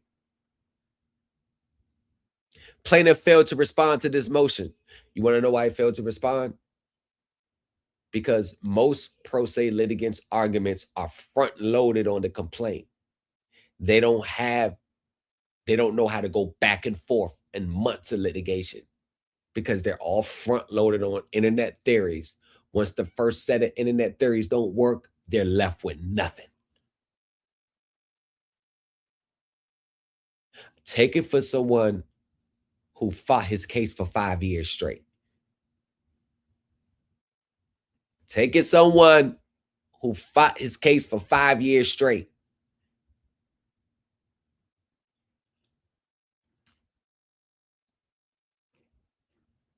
I know the legal stamina that's required in a litigation.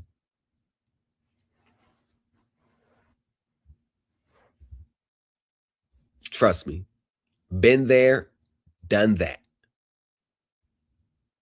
Plaintiff failed to respond to this motion. Judge Clay D. Land dismissed the first action on April 12, 2012 in its entirety based upon plaintiff's failure to prosecute her claims.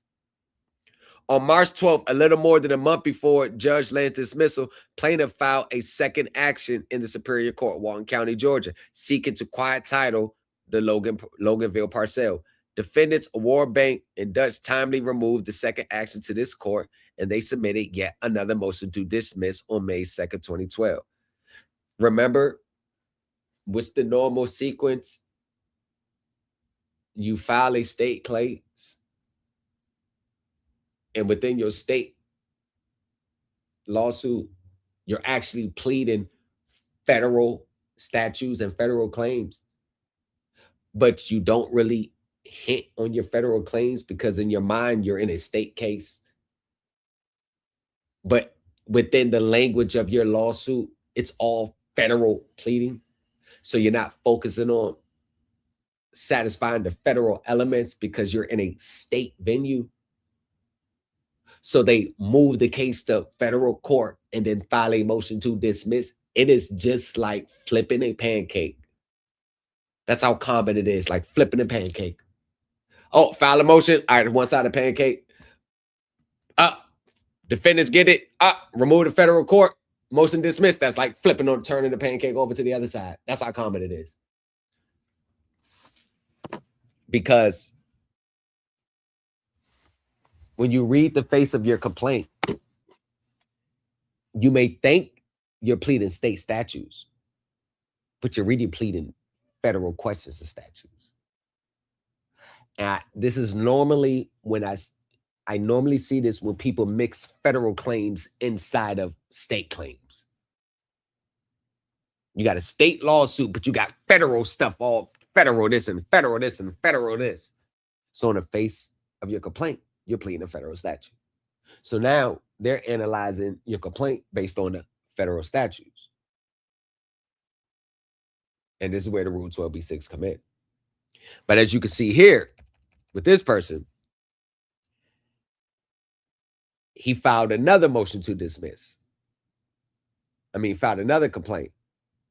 And what did they do the second time? So this is the second amended complaint. Same outcome.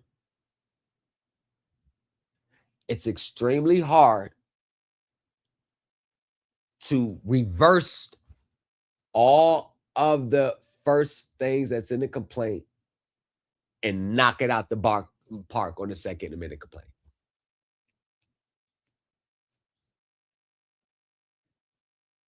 But don't fear, the new culture is here.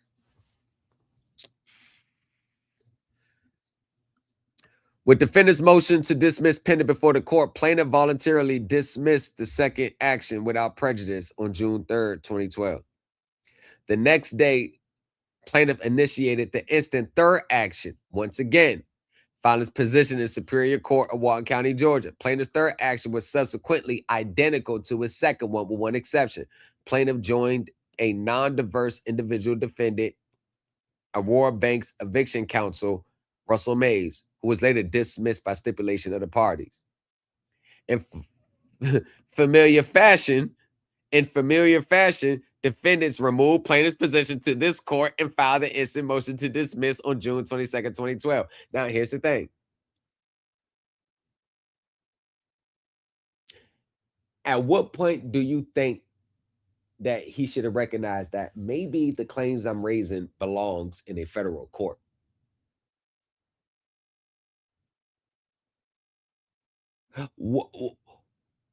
Why do people continue to bring federal claims in state court? I understand why. Federal court is brutal. You have to navigate through pinpoint-like precision in federal court. People are scared of federal courts.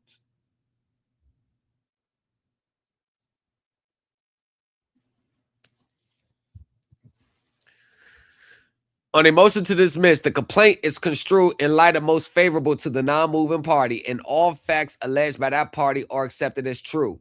However, a complaint must contain sufficient. I read y'all the same shit all the time. Every court says the same thing. Every court says the same thing. Yet in these spaces, everybody continues to do the opposite. A complaint must contain sufficient factual matter accepted as true to state a claim to relief that is plausible on its face. Not, well, what I meant to say this, oh, well, maybe in my second amendment complaint, I could do it. Or maybe later on down the line, I'll probably be a judge, probably understand what I'm trying to say. On its face. Meaning when the judge takes a glance at it, it is plausible that the defendant did the acts requested. This facial plausibility test is satisfied when the plaintiff pleads factual content that allows the court to draw the reasonable inference that the defendant is liable for the misconduct alleged. Right there. Basically, when a judge reads it, it's like, you know what? Y'all probably did this shit. The way the factual content is structured, the way it's argued, the way it's laid out. You know what? Y'all probably did that shit. It's possible. It's plausible that y'all did that. Nah, these facts are, y'all can't even deny this shit. That's standard for federal courts. Now, they did me so wrong, they foreclosed. It was illegal. It was fraud. They breached the gun. None of it. 99.99% what you hear on social media doesn't fly in federal court. Simply put, the factual allegations in the complaint must possess enough heft to set forth a plausible entitlement to relief. If a complaint contains mere labels and conclusions, remember I keep telling you about those legal conclusions? Labels and conclusions. Why am I saying that again?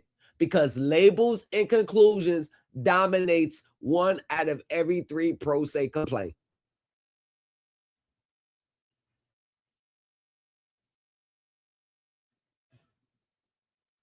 Or formulaic recitations of the elements of a cause of action. No factual allegations, nothing to support it. You're just reciting the elements of your cause of action. Why is that highlighted? Because 1 out of every 3 pro se complaint does that.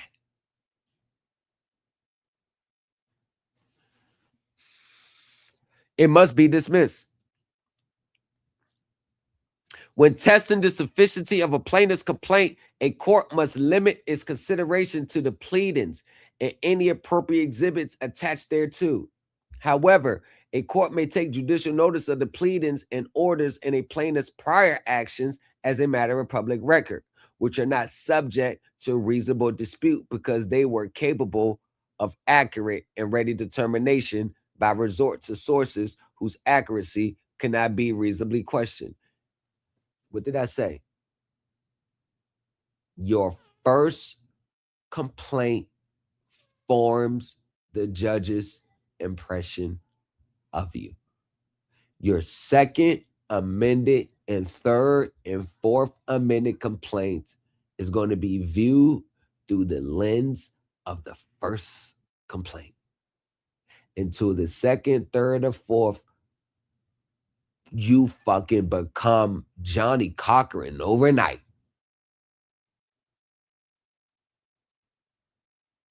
Why you say they can look at their prior filings to judge the new ones. A court may also consider a document attached to a motion to dismiss if it's central to the plaintiff's claim and its authenticity is undisputed.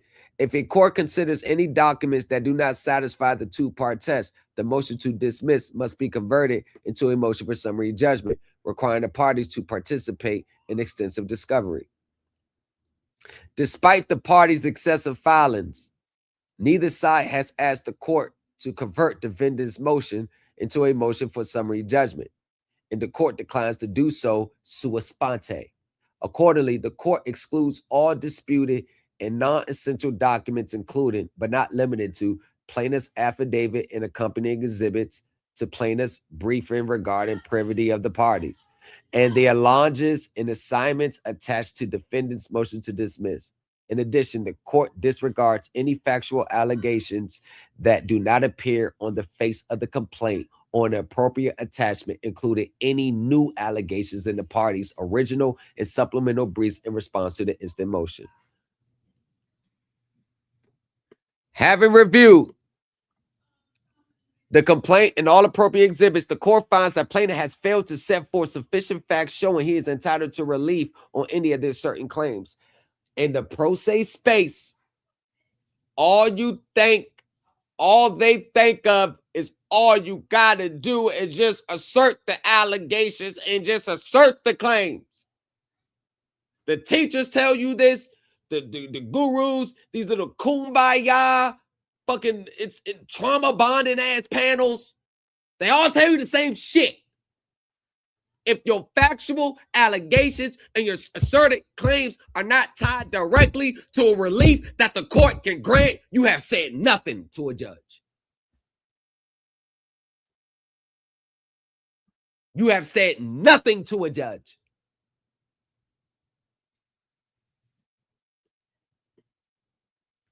In fact, rather than alleging any material facts in his pleading, plaintiff attempts to lodge the facts and statements made in the securitization audit attached herein. Frankly, the court is astonished by plaintiff's audacity. Yeah, I know they're going to leave now. Your securitization audits. I know 1 out of every 5 homeowners on social media got one. And you know what it's doing right now? Collecting dust. Because you tried to do it before. Attach your audit to your complaint. Securitization audits work. Right. Right. Of course it does. I keep telling y'all, you're not talking to a man who just came out of nowhere, been doing this for 3 years. You talking to a person that got over 22 years of experience of being inside of courtrooms, in motions, in filings, in briefings, in pleadings.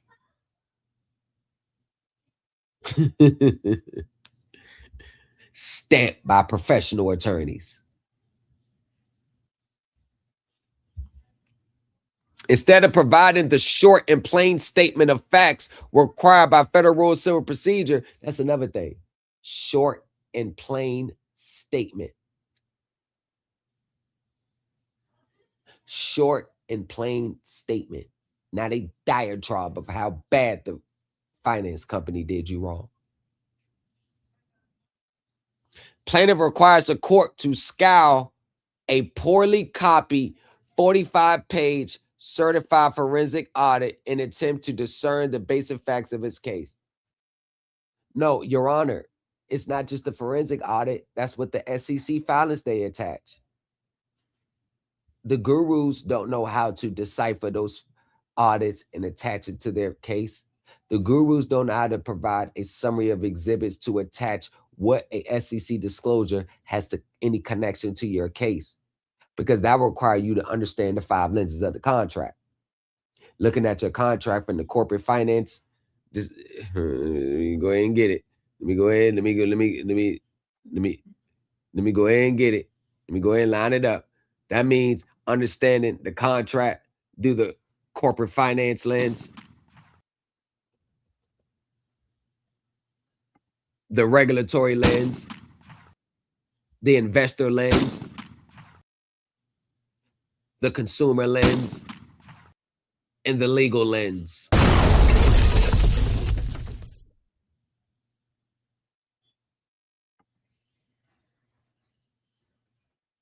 Outside of that, attaching an SEC document or a filing to your complaint, 200-something pages, and just attaching it and saying, here, Your Honor, figure it out from there. You know what my Florida client told me? When she attached SEC filings to the complaint, I said, yo, when you attach this, did you make the connection to the complaint, to the filings, to your, how that was applicable in your case? No. Who told you to do it? The one I was working with, they just said, attach it. The judge will figure it out.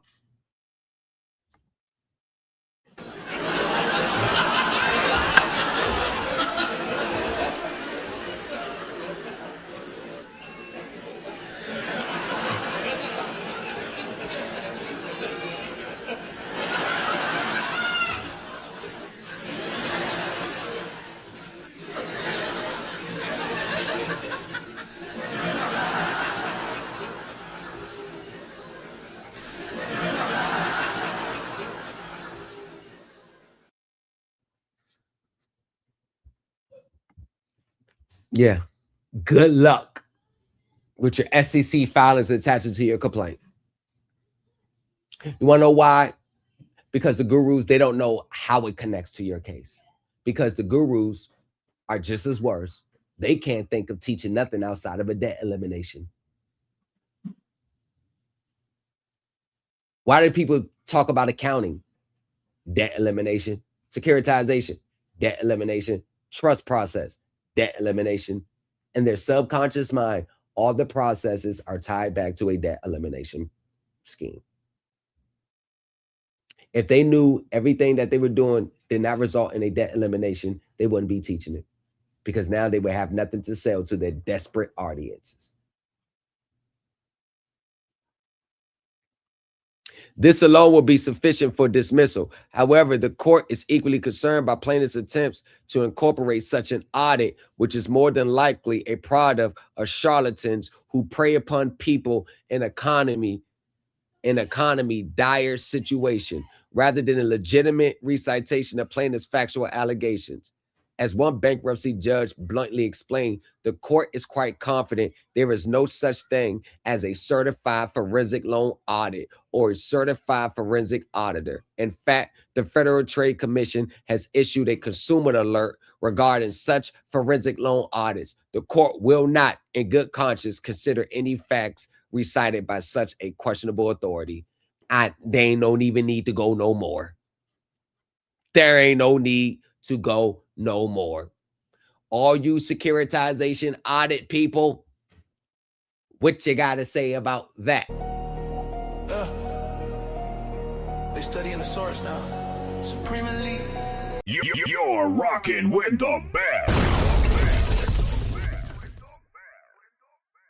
You're rocking with the best. You're rocking with the best.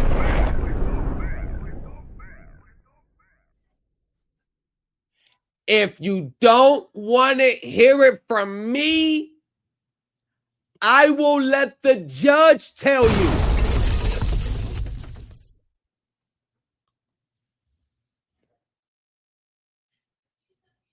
I'll let the judge tell you.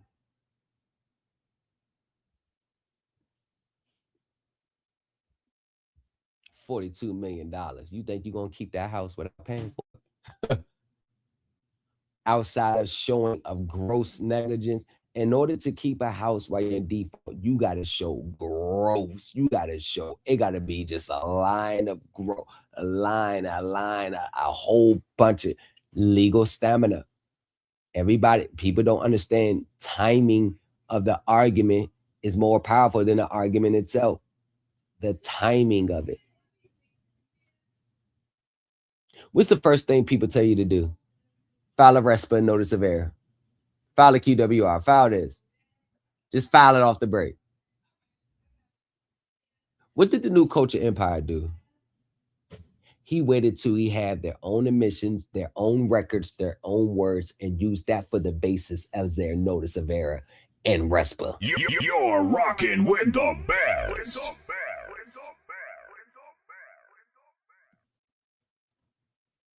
And this is why we are the trailblazers, the motivators, the innovators, because the things that we do, these gurus, they're not contemplating. They may start doing it now after they hear me and make a video about making it ain't uncommon for me to stop my live. And tomorrow you got somebody making a video about the same shit I just said in my live. The same shit they didn't say 2 weeks prior to. It ain't uncommon. I'd be like, damn, I swear to God, I just said the same shit yesterday. I'd be like, damn. No shout out?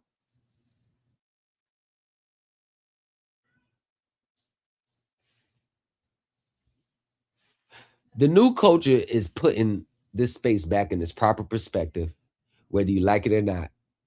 And any teacher that feels threatened about it, all I got to say is, if you got a problem, you already know what you can do. And we can go to war.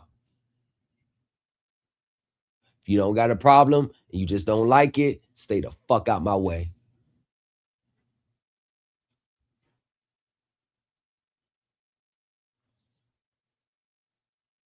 Because you don't want me analyzing one of your motions.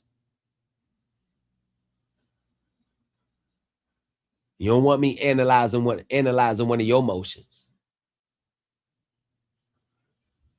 You don't want me analyzing it.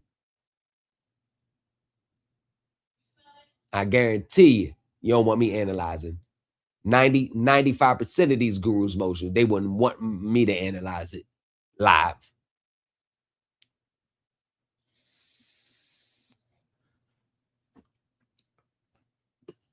Come on, y'all. You already know. The New Culture Empire. Thomas Legacy 603 at gmail.com.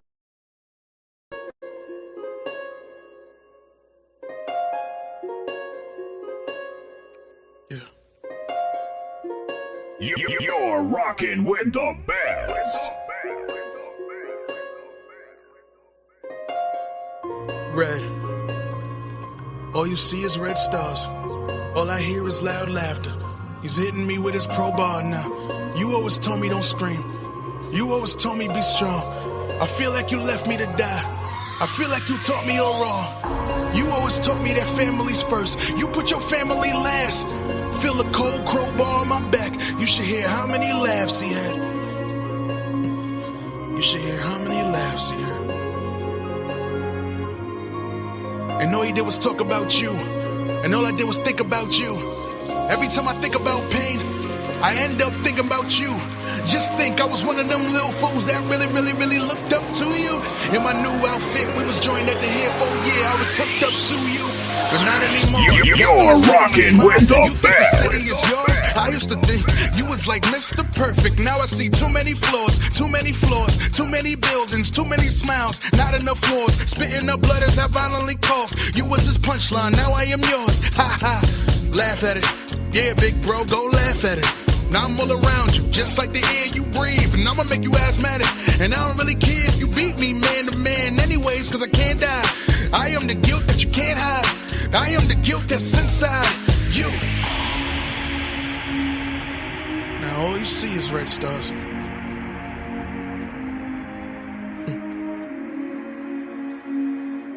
Now all you see is red stars. Red. And all you see is red blood. And I might just rip out your heart, but I won't show you no love. You always told me don't scream. You always told me be strong. This city is hell. I feel like you treated it wrong all along. I feel like you treated it wrong all along. I feel like you treated me wrong all along. I feel like you treated it wrong all along. One time, I blame you, I blame you. I feel like you treated it wrong all along. I blame you, I blame you. I feel like you treated me wrong all along. I blame you, I blame you. I feel like you treated it wrong all along. I blame you, I blame you, all along. Another firm has started their investigation, but then you have my lawsuit. Now, why does my lawsuit so damaging to credit acceptance? It puts them between a rock and a hard spot, because any other legal case or legal action that they file, they always appear and defend it. They've been getting sued forever. This ain't nothing new to them. They know how it goes. They don't ever not show up and make an appearance or defend. They don't ever not do it. They don't ever not do it. Even with the government, they made an appearance. Even with the government. So it's not just about, I will just tap out. No. The problem with credit acceptance is, if it was just my case individually, I believe they would have responded. But the way I argue my complaint, they can't even respond to my complaint without opening themselves up on the other, especially the class action. Because I wedged it together so much that you can't even separate consumer claims to their internal operation. I bridged them two together so they can't deny their operations with me, because the Rosa Law Firm is watching my case. It's going to be an automatic loss from there. They can't admit what I'm saying is true into their internal operations, because it's going to open them up to exposures over there. They can't say no here because it's an automatic yes over there. They can't say what I'm saying is not true, because they're really going to get hit for lying, falsifying regulatory documents on that end. So they are stuck